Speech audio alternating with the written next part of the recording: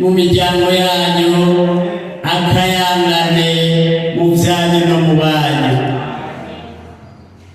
Uhoraho yatugiriye neza kuko yaturashe amahoro, none atuvyuye mu ngoro yiwe. Tumukomere amashyi menshi.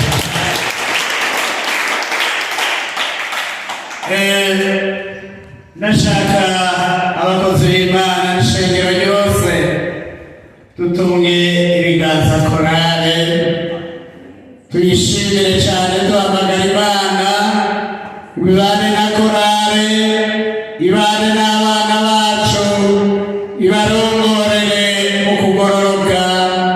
Mwemu w'Imana yame abarongorera mu kugororoka, abakomeze mu byo bakora byose. Benshi n'abanyeshuri, Imana ibane nabo, ibarongore mu mashuri bazomenye. Abatangaza nabo ibarongore batangaze bunguka mu izina rya Yesu Kristo. Bose ibarindirize ubugingo budashira. Amen.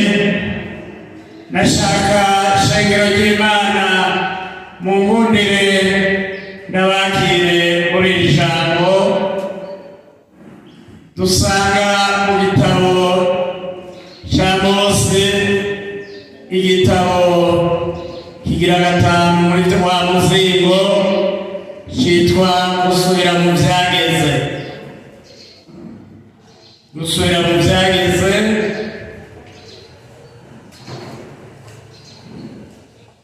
igihimba kigira 15, tuhere ku murongo wa 4 dushike ku murongo wa 6.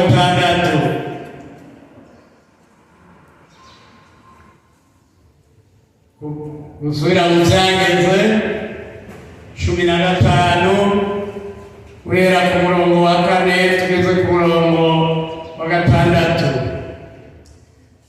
Nsabe Président légal adjoint afate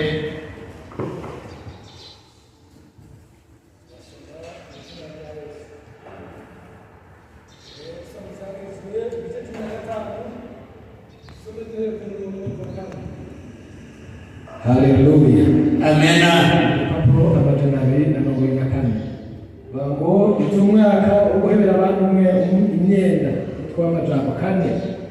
Ariko nta bukene uzoba muri mwebwe, kuko naho Imana yanyu atazobura kubahera umugisha mu gihugu yabahaye, kuba ishavu yanyu umucegukire.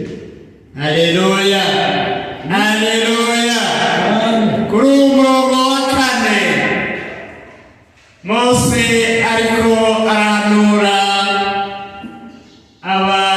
Abisirayeli, ababwira ibyagezwe. Yarageze ku gihimba ababwira byo guheberanira imyenda, ariko arababwira ibyo byo guheberanira imyenda. Niyo yagera kuri iki gice arababwira ati, ariko muri mwebwe naho ndababwiye guheberanira imyenda, uzobamanye umwenda imyaka 2. Ati nta bukene buzoba muri mwebwe, ati kuko Uhoraho Imana yanyu atazobura kubaha umugisha. Haleluya. Uhoraho Imana yanyu ntazobura kubaha umugisha mu gihugu mugiye kwegukira. Bene data, shengero rya Yesu araje vuba, Imana ibarinde ubukene. Haleluya. Imana ibarinde ubukene mu izina rya Yesu Kristo. Igihugu tugiye kwegukiramo, igihugu tugiye kwegukira, igihugu tugiye gushikira ni igihugu cy'Uhoraho, nta bukene muri iyo bene data. Haleluya. Twavuye mu minwe ya Satani. Iyo Satani yari yatuboheye, ubu rero igihugu tugiye kujamo, igihugu turiko turabona tugiye kwagukira ko kuja mu gihugu ciza cyane, igihugu c'Imana, igihugu turimo mu ishengero. Yesu araje vuba, Yesu ari mu kuza gutora ishengero. Natwe igihugu tugiye kujamo, igihugu Yesu azodutwaramo, ni igihugu atabukene muri. Haleluya!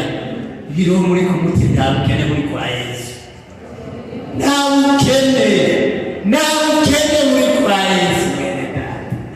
Haleluya! Bikumenga murakekera, ariko arakekera, nta bukene muri kwa Yesu. Haleluya! Biro muri ku mutima, Yesu aratunze. Yesu aratunze kuko niwe yabiremye byose. Nari nakuzaniye iri jambo ngo nta bukene muri kwa Yesu. Amena. Yesu atunze byose, Yesu afise byose kuko niwe yabiremye. Ijambo riratubarira neza ngo niwe yabiremye, ngo kandi niwe abiganza byose. Haleluya! Kuko jambo yari Imana, jambo nawe ni Yesu Kristo. Haleluya! Ngo nta bukene buriyo kwa Yesu. Igihugu tugiye kwagukira tuzoba turabatunze mu izina rya Yesu. Ku murongo wa 5 baravuga ngo kiga Reverend Pastor. Ku murongo wa 5 ngo nimwagira umwete wo kumvira Uhoraho Imana yanyu, mwitondere ibi byagezwe byose bagera uyu munsi mubishitse. Haleluya! Haleluya!